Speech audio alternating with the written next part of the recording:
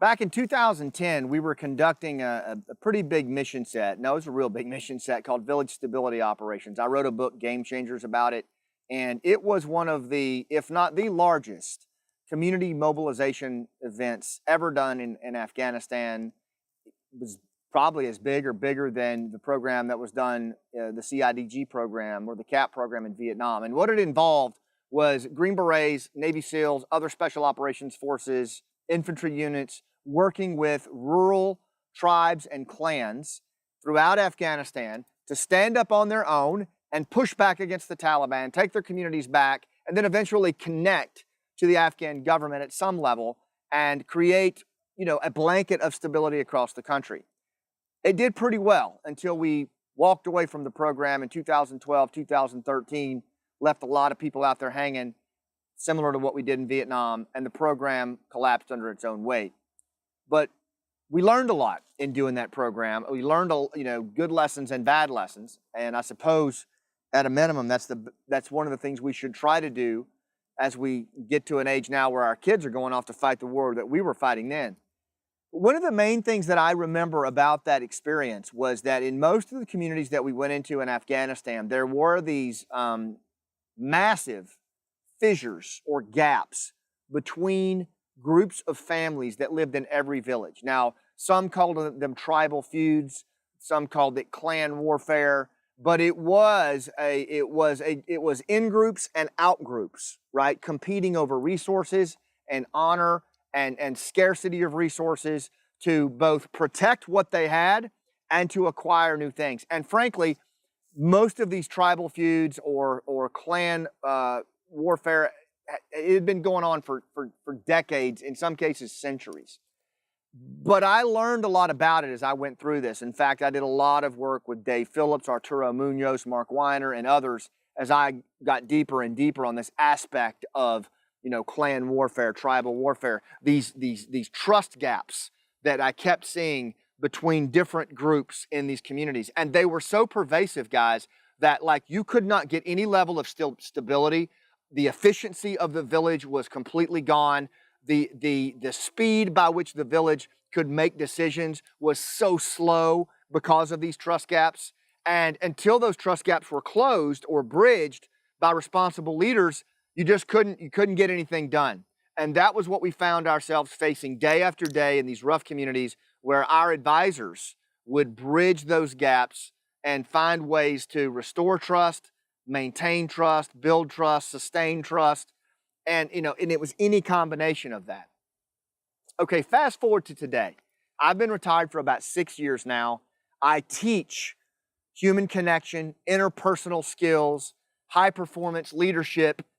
Many of the lessons that I learned on the battlefield in those trust depleted areas, I now teach in businesses, corporations, nonprofits here at home. And what I will tell you is that I'm seeing a lot of similarities, guys, here at home that I saw in those areas, those communities, those villages that seemed to be under siege from within. I see the same thing here.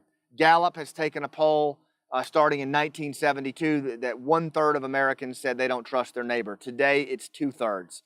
Gallup did another poll where 77% of Americans believe the country is divided. And come on, you don't have to look that far to see that there are a lot more privacy fences in this world than there are front porches. And it's not just the United States, it's Europe, it's other places abroad. We have an epic erosion of trust at the institutional level. We don't trust the media like we used to. We don't trust politicians. We don't trust bankers. We don't trust the mortgage industry. All of these pillars of leadership that once held our society together, this society that values the individual, not the group, that values the dream of the individual, right? The inalienable rights of the individual. A lot of that is eroding in this country. At the same time, we have an erosion of social trust in each other. We don't trust our neighbor like we used to. It's now 2/3 of Americans who say they don't trust their neighbor. So what do we do when this happens? Well, what happens is that kind of trust that we've always had in this country, where individuals can trust beyond their in-group, they can trust beyond their race, their religion in this country, that's eroding now, and we're going back to what's known as bonding trust. And bonding trust, let me tell you, this is the old primal tribal, form of trust, where you only trust the people in your family or clan or tribe. You only trust the people who look like you, believe what you believe. And the whole notion of e pluribus unum, out of many come one, is eradicated. And you have these different in-groups competing now for resources and honor and scarcity. And it is very, very turbulent for an organization or a nation to have that. Think about your office, your corporation, your team. Do you see in-groups and out-groups competing overtly for budget or status, right? Do you see them talking smack about each other? What's the impact of that? This goes far beyond healthy competition. What this does is it erodes the unifying vision of the company, of the organization, and it creates chaos, instability, and the speed of trust goes way down. Stephen Covey Jr. talks in his book, The Speed of Trust, that when trust is high, right, you have increased efficiency, increased speed, lower costs. When trust is low, you have higher costs, slower speed in getting things done, right? And it's measurable. I would go a step further. When you have bonding trust, which is in-groups and out-groups competing with each other inside an organization for their own personal agendas, that's when costs go up, speed goes down. When you have bridging trust, where leaders and individuals can trust beyond their group, beyond their skin color, beyond their socioeconomic status, because they're rallied around a single unified vision that they can all slap the table and agree on. I'm getting fired up, Wes. Like this, that's the stuff there that will bring an organization on its feet and increase its speed. That bridging trust. So as a leader, look around your organization. Which one do you have, right?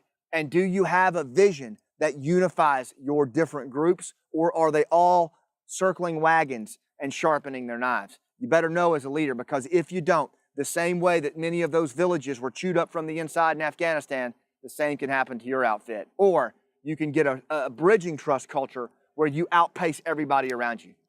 Time to choose. I'll see you on the rooftop.